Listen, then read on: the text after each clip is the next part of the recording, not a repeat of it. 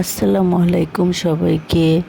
আজকে আমি নতুন একটা রেসিপি করেছি, তাই আপনাদের সাথে শেয়ার করার জন্য চলে আসলাম। তো আমি আজকে তৈরি করব কলা আর ডিম দিয়ে মজাদার একটা কলার কোফতা কারি বলে, আমি এটাকে কলার বড়াও বলি।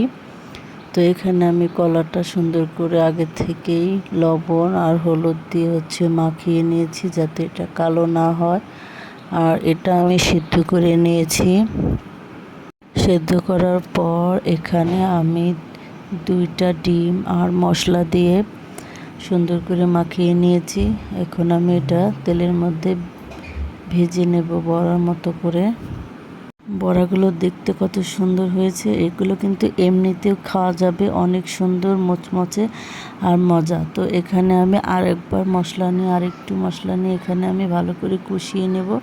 যেহেতু আমি এটাকে একটু ঝোল করে রান্না করব, মানে একটু মাখা মাখা হবে, ঝোল হবে না।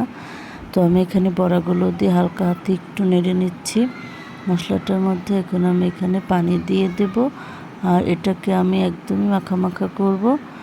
এটা খেতে এত মজা হয় যে আপনারা একবার না খেলে বুঝবেন না, অনেক টেস্টি হয়। তো এখানে আমি এই যে পানিটা দিয়ে দিলাম। এখন আমি পানিটাকে 5 থেকে 6 মিনিটের মতো ফুটিয়ে নেব।